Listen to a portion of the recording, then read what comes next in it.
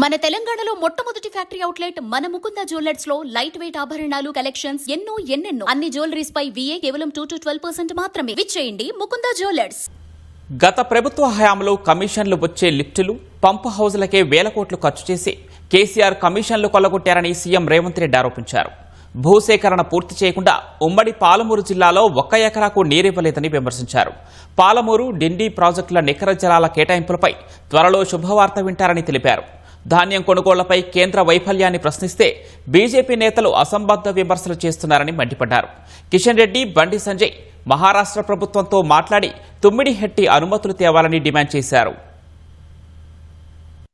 ఉమ్మడి మహబూబ్ నగర్ జిల్లాలో మంత్రులు ఉత్తమ్ కుమార్ రెడ్డి, జూపల్లి కృష్ణారావు, వాకిటి శ్రీహరితో కలిసి సీఎం రేవంత్ రెడ్డి 2వ రోజు పర్యటించారు. ఈ పర్యటనలో పాలమూరు రంగారెడ్డి ప్రాజెక్టులోని కల్వకుర్తి ఎత్తిపోతల పథకం పనులను పరిశీలించారు. హెడ్ రెగ్యులేటర్ వద్ద ప్రాజెక్టుకు సంబంధించిన పనుల పురోగతిని అధికారులను అడిగి తెలుసుకున్నారు. నార్లాపూర్ వద్ద డెలివరీ సిస్టమ్ను పరిశీలించిన రేవంత్ ముంపు గ్రామాలైన బోడబండ, దూల్యానాయక్ తండా, నార్లాపూర్, సున్నపు తాండా భూ నిర్వాసితుల సమస్యలు తెలుసుకున్నారు. భూత్పూర్ మండలం కొత్తూరులో కరివేనా రిజర్వాయర్ ప్యాకేజ్ 14-15 పనులను పరిశీలించారు. జడ్చర్ల మండలం ఉద్దండాపూర్ ప్యాకేజీలు 17-18 పనులు పరిశీలించారు. తరువాత మీడియాతో మాట్లాడిన సీఎం వచ్చే 2 ఏళ్లలో ఉమ్మడి పాలమూరు జిల్లాలోని సాగునీటి ప్రాజెక్టులు పూర్తి చేయాలనే లక్ష్యంతో పనిచేస్తున్నట్లు తెలిపారు. గత ప్రభుత్వం భూసేకరణ కూడా చేయనందునే పనులు ఆలస్యమవుతున్నాయని ఆరోపించారు. నాటి సీఎం కేసీఆర్ సొంత ఆలోచనతో ఒక్క ప్రాజెక్టు కూడా తీసుకురాలేదన్నారు. కేసీఆర్ ఇంట్లో కనక వర్షం కురుస్తుంది కాబట్టి 27,000 కోట్లలో అధిక భాగము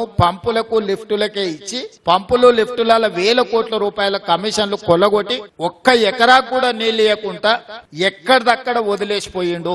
భూసేకరణ కూడా చేయలేదు. 90% పాలమూరు జిల్లా ప్రాజెక్టులు పూర్తినాయని నిన్నమన్న వాళ్ళు ప్రెస్ మీట్ చెప్పారా? వాళ్ళ అంచనాల ప్రకారమే, వాళ్ళు ఇచ్చిన జీవో ప్రకారమే 55,000 కోట్ల రూపాయల పాలమూరు రంగారెడ్డి ఎత్తిపోతలు కావాలన్నా వాళ్ళ హయాంలో ఖర్చు పెట్టిందే 27,000 కోట్లు.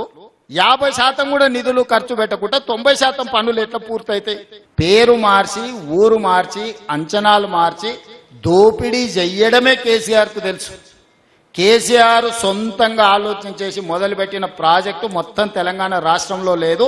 నేను సూటిగా సవాల్ విసురుతున్నా, అసెంబ్లీలోనే చర్చ చేద్దాము.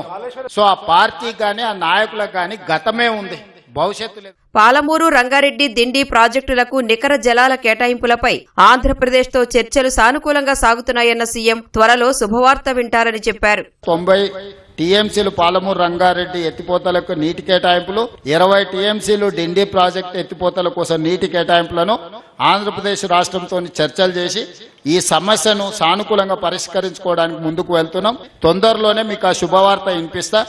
మాకు ఎన్ఓసి ఇస్తే అప్పుడు మీ ప్రాజెక్టుల గురించి చర్చ, లేకపోతే చర్చించే సమస్యనే లేదు అనేది మొదటి విషయం. రెండవది, గోదావరిలో నికరంగా తెలంగాణ రాష్ట్రానికి కేటాయించిన 968 టీఎంసీల కేటాయింపులో ఒక చుక్క కూడా కాంప్రమైజ్ అయ్యే క్వశ్చనే లేదు. వాళ్ళు గోదావరి నుంచి తీసుకొచ్చి బనకచెర్లలో పోసుకుంటారా, నల్లమల్ల సాగర్లో పోసుకుంటారా, ఇంకో దగ్గర పోసుకుంటారా, ఇది మన సమస్య కాదు.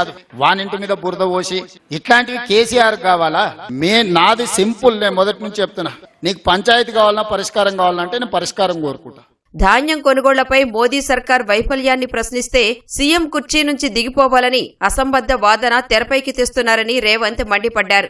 50 చెప్తా నరేంద్ర మోడీ గారు ఇచ్చిన అష్యూరెన్సెస్, రైతుల ఆదాయాన్ని 2 ఇంతలు చేస్తానని చేసిండు. పండించింది కొంటలేడు. నువ్వు ఇప్పుడు ఎన్నికైన దానికి 8 మంది ఎంపీలు ఇచ్చారు, 2 కేంద్ర మంత్రులు.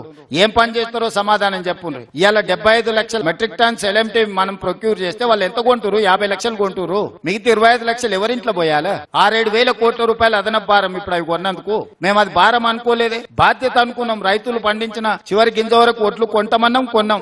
75 లక్షల మెట్రిక్ టన్నుల ప్యాడీ కొనకపోతే అప్పుడు చెప్తాం వాళ్ళ సంగతి. మోడీ గారిని దిగమనుండ్రి, తక్షణమే రాహుల్ గాంధీ గారిని చేద్దాం. ఎట్లా ప్రభుత్వాన్ని ఏ విధంగా నడపాలో నడిపించి చూపిస్తాం.